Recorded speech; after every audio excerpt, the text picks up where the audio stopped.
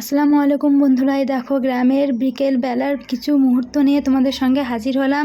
দেখতে পাচ্ছ ছোট ছোট হাঁস বাচ্চা, আর এগুলো দেখো মেষ কুড়ো খেয়ে এরা কত বড় হয়ে যায়। এরা কিন্তু এইসব খাবার খেয়ে প্রচুর ডিম দেয়, আর সেই জন্যই এদেরকে প্রচুর পোষে গ্রামের মানুষরা। আর এদিকে দেখো একটা হাঁস এতটাই খেয়েছে যেন হাঁটতে পারছে না। আবার এদিকে দেখো একটুখানি জায়গার মধ্যে কত রকম শাক সবজি চাষবাস করেছে। হ্যাঁ, তাদের মধ্যেই কিছু কিছু জানি, যেমন পালং শাক, এগুলো ধনে পাতা, এগুলো বাঁধাকপি না ফুলকপি ঠিক বুঝতে পারছি না। আবার এদিকে দেখো এগুলি হয়তো বিট গাছ, আর এদিকে দেখো টমেটো গাছও হয়েছে। আর ওদিকে দেখো পেঁয়াজ গাছ লাগিয়েছে, আর কি সুন্দর দেখো সারি সারিভাবে লাগানো আছে।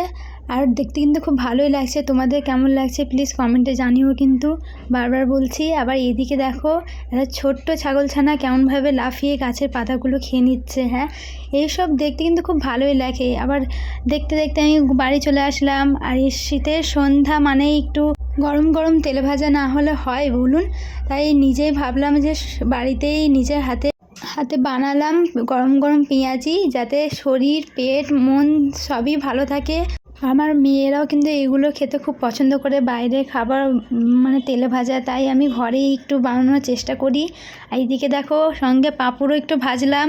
পাঁপড় চিপস এই ধরনের খাবার তো বাচ্চারা পছন্দ করেই। আমি যতটা পারি বাচ্চাদের বাড়ির খাবার থেকে দূরে রাখারই চেষ্টা করি।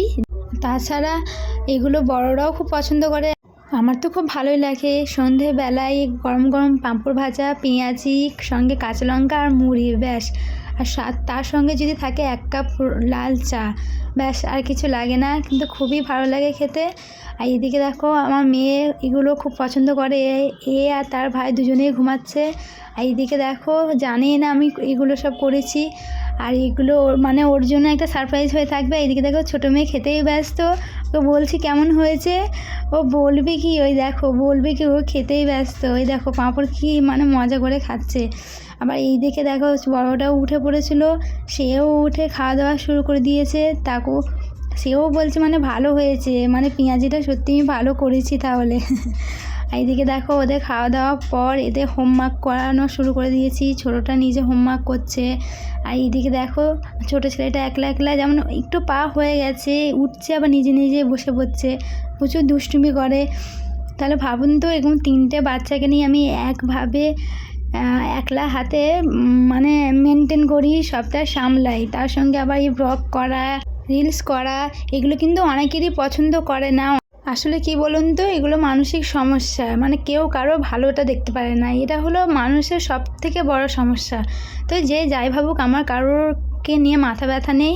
আমি নিজে বাচ্চা দিয়ে কাঁদিয়ে মানে ওদের ওপর কোনো রকম সিক্রেট করে আমি এসব কিছু করি না। ওরা যখন ঘুমায়, কোনো রেস্ট নেয় বা খেলায় ব্যস্ত থাকে, তখনই একটু সময় বার করে এগুলো করি, ব্যাস। আর আমার এর থেকে বেশি আমার কিছু দরকার নেই। আর এটা গেল। এদিকে দেখো অনেক বকে ফেললাম, অনেক কথা বললাম। এইদিকে দেখো আমার বড় মেয়ে তার ছোটো ভাইকে নিয়ে খেলায় ব্যস্ত। এদিকে ছোটো বোনটাও দৌড়ে গেছে যাতে আমার দিকে তাকায়, দেখো মা মা করছে। আর এইদিকে দেখো আমার বড় মেয়েও নিজে হোমওয়ার্কটা নিজেই করে, আমাকে কোনো হেল্প করতে হয় না, যেহেতু অনেকটাই পারে। তো আজকে ভিডিওটা কেমন লাগলো প্লিজ কমেন্টে জানাবে। টাটা।